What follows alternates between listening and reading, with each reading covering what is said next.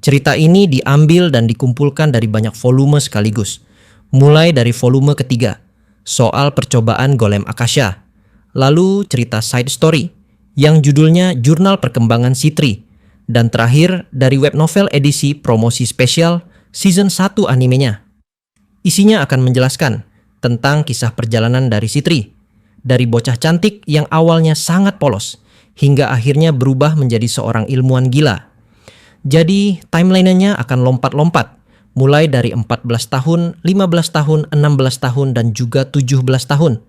Gampangnya, ini adalah cerita tentang gimana Sitri bisa turun level dari level 6, jadi level 3 permanen. Dari cerita ini, kita bakalan tahu segila apa isi kepala Sitri. So tanpa berlama-lama, mari kita langsung mulai aja.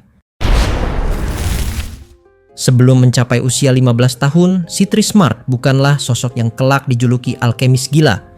Ia hanyalah seorang gadis pemalu yang begitu mudah tersentuh oleh perasaan. Berbeda jauh dengan saudara-saudaranya, perbedaan sifat Sitri tampak begitu jelas. Ansem Smart selalu pendiam dan tenang, nyaris tidak pernah menunjukkan emosi. Liz Smart penuh percaya diri, keras kepala, dan gemar terjun ke garis depan. Sementara itu, Sitri selalu menunduk, berbicara dengan suara pelan, dan seringkali menitikkan air mata tanpa alasan yang jelas. Meski tampak lemah, perannya di dalam party sangatlah vital. Dialah yang mengurus segala kebutuhan logistik, mulai dari persediaan ramuan, penelitian mengenai ruang dan phantoms, hingga urusan negosiasi kecil dengan pihak luar. Semua itu dikerjakannya dengan ketekunan luar biasa. Tanpa dirinya, Grieving Souls tidak akan bisa berjalan dengan lancar. Namun, rasa rendah diri membuat Sitri menolak untuk melihat betapa penting posisinya. Di dalam hatinya, selalu tumbuh keinginan untuk bisa melakukan lebih dari sekadar mendukung dari balik garis belakang. Setiap kali melihat Liz berteriak lantang di medan perang, atau Ansem bertarung dengan wajah tenang, Sitri hanya bisa menggenggam erat botol-botol ramuan di tangannya. Ia merasa tertinggal, seolah-olah dirinya hanyalah beban yang harus dilindungi. Sifatnya yang terlalu keras pada diri sendiri membuatnya sering menangis diam-diam, terutama ketika membandingkan dirinya dengan teman-teman yang terus berkembang. Padahal, kenyataannya justru dialah yang menopang jalannya organisasi. Namun, rasa tidak cukup itu terlanjur berakar kuat dalam dirinya. Benih itulah yang kelak mendorongnya berubah. Dari seorang gadis pemalu yang hanya ingin lebih berguna, Sitri perlahan akan menapaki jalan panjang yang penuh salah paham, eksperimen berbahaya, hingga akhirnya dikenal sebagai seorang alkemis jenius sekaligus alkemis gila.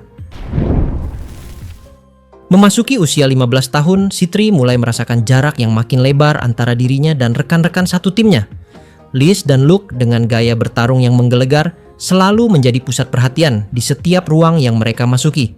Serangan Liz yang cepat dan tajam juga hantaman Luke yang brutal, membuat keduanya tampak tak tergantikan. Sementara itu, Sitri lebih sering berdiri di garis belakang, memegang catatan, mencatat pergerakan musuh, lalu menyiapkan ramuan untuk menyembuhkan luka setelah pertempuran selesai. Awalnya, ia puas dengan peran itu.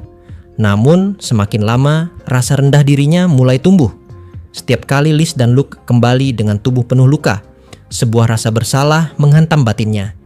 Ia bertanya-tanya apakah dirinya sudah cukup berguna? Apakah keberadaannya benar-benar membuat perbedaan? Pertanyaan-pertanyaan itu membuatnya gelisah di malam hari. Kadang, tanpa alasan jelas, ia menangis diam-diam di sudut ruangan tempat mereka beristirahat. Kegelisahan itu memuncak ketika ia mulai mencoba membawa serta racun hasil eksperimen pribadinya ke dalam pertempuran. Racun-racun itu ia simpan dalam vial kecil, dengan harapan bisa digunakan sebagai senjata. Namun, begitu ia mencoba melemparkan salah satunya, tubuhnya kaku. Ketakutan langsung menghantuinya. Bagaimana jika lemparannya meleset, lalu mengenai Liz atau Luke? Bagaimana jika ia malah menjadi penyebab runtuhnya party ini? Kelemahan itu membuatnya makin terpuruk. Ia ingin maju, tapi selalu terhenti oleh bayangan buruk yang muncul di pikirannya. Dalam kondisi ini, sebuah percakapan dengan Cray menjadi pemicu perubahan besar. Cray, yang sejak awal tidak ingin mengekang perkembangan anggotanya, memberikan saran sederhana. Ia berkata bahwa jika Sitri benar-benar ingin menggunakan racunnya, maka buatlah racun dengan efek lebih besar. Dengan begitu, Bahkan monster yang lincah sekalipun tetap bisa terjangkau. Yang terpenting, ia harus percaya pada Liz dan Luke. Mereka cukup kuat untuk menghindari serangan itu. Maksud Cray sebenarnya sederhana, agar Citri tidak terus-menerus mengurung dirinya dengan rasa takut. Ia hanya ingin gadis itu belajar mempercayai rekan satu timnya. Namun bagi Citri, nasihat itu terdengar seperti kunci yang membuka pintu baru. Ia mulai menafsirkan bahwa yang ia butuhkan bukan sekadar racun biasa, melainkan racun yang memiliki daya rusak masif, racun yang cukup mematikan untuk menghancurkan monster dalam sekejap tanpa memberi kesempatan mereka untuk bergerak. Dari titik itu, ia mulai mencurahkan seluruh waktunya di luar pertempuran untuk melakukan riset. Namun, ada satu hal yang membuat pemikirannya semakin melenceng. Citri percaya, jika racun mematikan itu sampai mengenai rekan-rekannya, maka tubuh mereka secara alami akan membangun kekebalan. Semakin sering terkena dampak racunnya, semakin kebal mereka terhadap racun berbahaya di luar sana. Dalam pikirannya, bukan hanya monster yang akan kalah, tapi parti mereka akan menjadi satu-satunya kelompok di dunia ini yang benar-benar kebal terhadap segala bentuk racun. Gadis yang tadinya dikenal pemalu dan sering menangis, kini duduk larut malam dengan senyum samar di wajahnya, memandang cairan berwarna hijau pekat yang bergelembung dalam vial kaca. Baginya, ini bukan sekadar racun, ini adalah jalan menuju kekuatan. Perubahan itu memang belum terlalu jelas terlihat dari luar. Di hadapan teman-temannya, Citri masih tampak sebagai gadis yang manis, selalu tersenyum dan selalu siap membantu. Namun di balik senyumnya, sebuah obsesi baru mulai tumbuh. Obsesi yang lahir dari salah paham kecil, tapi cukup untuk mendorongnya keluar dari jalur semula. Itulah awal dari transformasinya. Dari seorang alkemis pemalu yang takut melukai teman sendiri, ia perlahan mulai menjelma menjadi sosok yang rela mengorbankan kenyamanan rekan-rekannya demi penelitian. Saat Citri berusia 16 tahun, Grieving Souls memasuki sebuah dungeon di perut gunung batu yang kelam. Suasananya berat, udara dipenuhi debu, dan tanah terus bergetar seperti ada sesuatu yang tertidur di bawah sana. Mereka sudah mendengar desas-desus tentang penghuni dungeon ini, seekor naga gunung, penguasa tanah dan batu. Ketika sosok raksasa itu muncul dari balik kabut, dungeon seakan runtuh oleh kehadirannya. Sisiknya berkilau seperti mineral keras. Setiap langkahnya membuat lantai batu retak, dan nafasnya memuntahkan pasir bercampur asap panas. Raungan yang menggema terdengar seperti guntur yang pecah di dalam goa. Pertarungan pun dimulai. Anthem Smart, sang tank, berdiri paling depan dengan perisai besar. Hantaman ekor naga menghantam perisai itu, menghasilkan dentuman logam yang memekakkan telinga. Anthem menahan serangan itu dengan sekuat tenaga. Kakinya tertanam dalam ke tanah, tapi ia tidak bergeser sedikit pun. Dinding hidup yang melindungi rekan-rekannya. Liz bergerak cepat di sisi kiri. Pisaunya berkilat di bawah cahaya obor, menusuk celah kecil di antara sisik naga. Namun, kulit monster itu terlalu keras. Hanya luka-luka tipis yang ia ciptakan dengan darah yang menetes sedikit saja. Luke berputar lincah di sisi kanan dengan katana kayu. Meskipun senjatanya sederhana, setiap pukulan diarahkan ke persendian naga, menghantam dengan teknik dan kecepatan yang membuat monster itu sesekali goyah. Kayu itu memang tak mampu menembus sisik, tapi gangguan ritmisnya cukup untuk membuat naga kehilangan keseimbangan sesaat. Lucia, dari garis belakang, mengangkat kedua tangannya. Suhu ruangan turun drastis saat es menyelimuti kaki naga, menahan gerakannya dalam kristal beku. Retakan terdengar keras ketika naga meronta, namun setidaknya gerakannya melambat, cukup untuk memberi celah serangan lain masuk. Di tengah hiruk pikuk itu, Citri berdiri dengan vial kaca berisi cairan hijau di genggamannya. Tangannya gemetar hebat. Dengan tekad yang ia kumpulkan, ia melemparkan sebuah bom racun. Ledakan nyaring terdengar, asap hijau menyelimuti sebagian tubuh naga. Namun hasilnya mengecewakan. Dengan sekali kepakan sayap, kabut itu tersapu habis seperti debu. Citri terpaku, wajahnya pucat pasi. Bom racunnya tak bekerja. Sebuah kegagalan di tengah pertempuran sebesar ini terasa mematikan. Ia menunduk, takut bahwa seluruh kontribusinya hanya sia-sia belaka. Namun Cray yang berdiri sedikit di belakang menyaksikan semua itu dengan tenang. Ia tahu masalahnya bukan pada kualitas racun, melainkan pada keyakinan Sitri sendiri. Dengan isyarat kecil, sekadar anggukan dan tatapan penuh arti, ia mencoba menegaskan bahwa Sitri tak perlu menahan diri. Liz dan Luke cukup tangkas untuk menghindar. Anthem mampu menahan bahkan serangan terburuk, dan Lucia siap menopang dengan sihir. Lagi pula, penawar racun sudah ia siapkan sebelumnya. Semua akan baik-baik saja. Namun dalam benak Sitri yang dilanda tekanan, makna anggukan itu berubah total. Ia menafsirkannya sebagai pesan jelas bahwa Cray menghendaki ia mengerahkan seluruh potensi eksperimennya. Jika dosis kecil gagal, maka dosis lebih besar adalah jawaban. Sikap santai Cray dianggapnya sebagai kepercayaan mutlak bahwa tak ada lagi alasan untuk menahan diri. Ia meraih vial berisi racun paling pekat, ramuan hijau tua yang bahkan jarang ia sentuh. Cairannya kental, beruap tipis, dan cukup berbahaya untuk melukai siapapun hanya dengan terhirup. Anthem berlutut di depan, hampir terjepit oleh cakaran naga. Liz dan Luke terdesak hanya bisa mengulur waktu, sementara es Lucia mulai retak. Tekanan semakin memuncak. Dengan napas berat, Sitri melemparkan bom racun terkuatnya. Vial itu pecah di dada naga, menyebarkan kabut hijau pekat yang melekat pada sisik dan masuk langsung ke paru-parunya. Suara raungan meledak di seluruh dungeon, begitu keras hingga batu-batu di langit-langit runtuh berjatuhan. Untuk pertama kalinya, tubuh naga tampak goyah. Sisiknya yang keras mulai memucat, beberapa lapisan retak dan runtuh. Nafasnya menjadi kasar, mengeluarkan busa kehijauan setiap kali menghembuskan udara. Liz segera menusuk lebih dalam ke luka-luka kecil yang ada. Luke menghantam wajah naga dengan tebasan kayu yang memantul keras, dan Lucia melapisi kabut racun dengan hujan es, membuat campuran berbahaya yang menusuk ke dalam celah sisik naga. Kabut semakin tebal, menempel di seluruh tubuh raksasa itu. Gerakan naga melambat drastis, raungannya melemah, hingga akhirnya tubuh perkasa itu berlutut dan jatuh ambruk dengan gemuruh yang mengguncang seluruh dungeon. Tubuh naga gunung itu akhirnya tergeletak diam. Sisiknya yang keras kini ternodai racun pekat. Suara gemuruh dari robohnya makhluk raksasa itu masih terpantul di dinding-dinding dungeon, meninggalkan keheningan berat yang hanya diisi oleh napas terengah-engah anggota Grieving Souls. Anthem terduduk sambil menancapkan perisainya ke tanah. Napasnya berat tetapi wajahnya tetap teguh. Liz berdiri dengan pisaunya berlumuran darah naga, namun ada kilatan puas di matanya. Luke menyeka keringat dari dahinya. Katana kayu di tangannya penuh retakan akibat benturan keras. Sementara itu, Lucia menurunkan kedua tangannya. Sihir esnya menguap perlahan, meninggalkan hawa dingin yang menusuk tulang.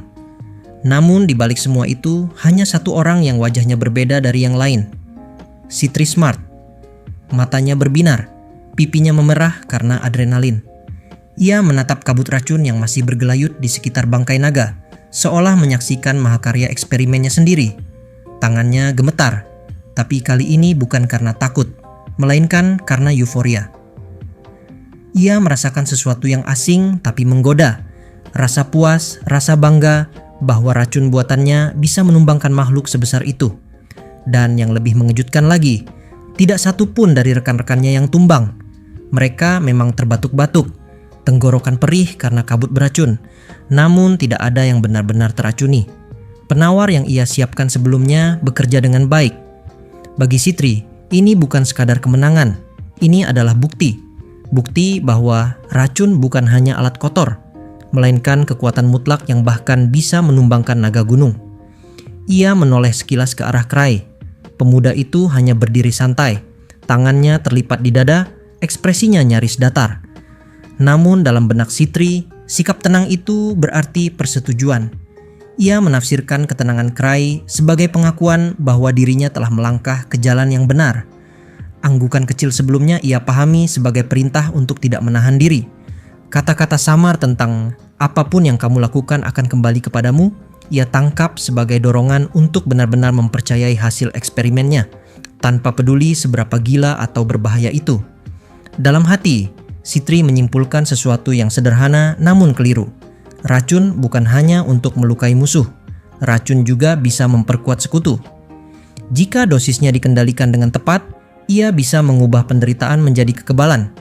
Jika tubuh mereka bisa bertahan dari racun buatannya, maka mereka akan menjadi lebih kuat, lebih tangguh, lebih unggul dari siapapun.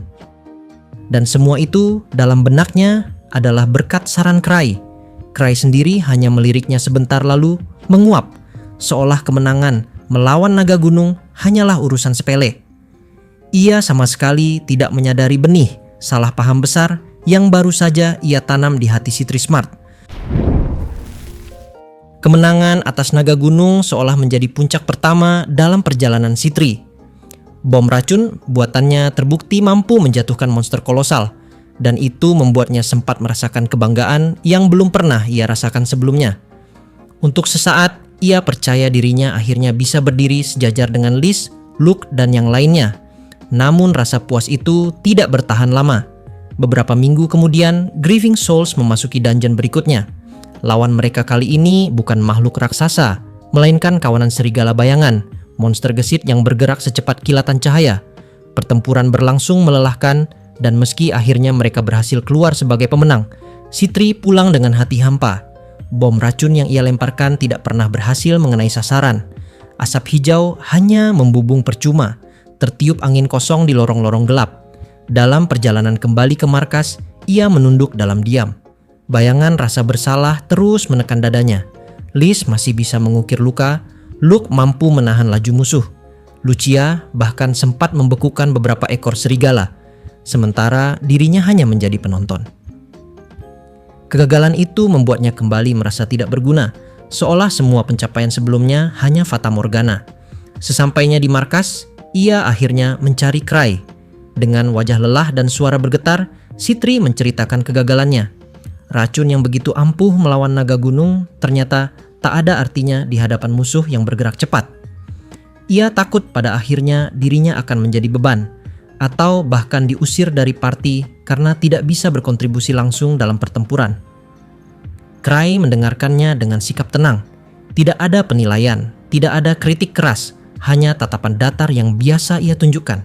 Saat Sitri menunggu jawaban, Cray akhirnya menasihati dengan nada sederhana. Seorang alkemis tidak boleh terpaku hanya pada satu cara. Jika ingin mendapatkan sesuatu, cobalah berpikir dari sudut pandang lain. Apapun yang dilakukan akan kembali kepada pelakunya. Dan jika suatu hari membutuhkan bahan berbahaya atau langka, maka belajarlah berpikir seperti seorang kriminal atau penjahat. Bagi Cray, itu hanyalah dorongan agar Sitri melatih pola pikirnya, belajar melihat masalah dari sisi yang berbeda. Namun, di mata Sitri, kalimat itu terasa seperti sebuah pencerahan besar, dan sekali lagi, ia menafsirkan maksud Cray dengan cara yang sama sekali berbeda. Kata-kata Cray berputar di kepala Sitri sepanjang malam. Ia teringat bagaimana racunnya bisa menjatuhkan naga gunung, tetapi gagal melawan serigala bayangan. Jika benar seorang alkemis harus berpikir dari sudut pandang lain, maka artinya ia tidak boleh terpaku pada racun semata. Racun mematikan, ya, tapi hanya berguna dalam situasi tertentu. Dalam keheningan laboratorium kecil yang ia bangun di markas, Sitri membuka kembali catatan-catatan lamanya. Di antara halaman yang penuh tinta dan noda cairan, ia menemukan laporan tentang eksperimen slime 1.0, makhluk cair buatan yang beberapa bulan lalu pernah ia gunakan untuk menangkap kawanan bandit. Slime itu memang lemah dan mudah dihancurkan, tapi terbukti efektif sebagai jebakan. Kenangan itu membuatnya sadar, ia memang bisa menciptakan sesuatu yang berfungsi di luar racun. Berangkat dari pengalaman itu, kini ia mencoba melangkah lebih jauh. Tangannya menggenggam tanah dan pecahan batu, lalu ia lumuri dengan ramuan perekat alkimia. Dengan sihir sederhana sebagai pengikat, terbentuklah sosok golem kecil seukuran anak manusia. Tubuhnya kaku, gerakannya lambat, dan tak bertahan lama sebelum retak, lalu runtuh berkeping-keping di lantai. Namun kegagalan itu tidak membuat Sitri menyerah. Justru di balik serpihan golem yang hancur, ia merasakan semacam kepastian. Ia berada di jalur yang benar. Dari slime ke golem, berarti suatu hari ia pasti bisa menciptakan sesuatu yang lebih kompleks, sesuatu yang mampu bertarung di sampingnya dan menutup semua kelemahannya. Karena sakit pinggang kambuh, ceritanya sampai sini dulu cuy. Harusnya part 1 masih panjang. Intinya, Sitri bakalan bikin Chimera, dan Sitri akan buat percobaan manusia asli. Tapi, kita lanjut aja di bagian berikutnya. Dibuat sampai selesai cerita dari Sitri.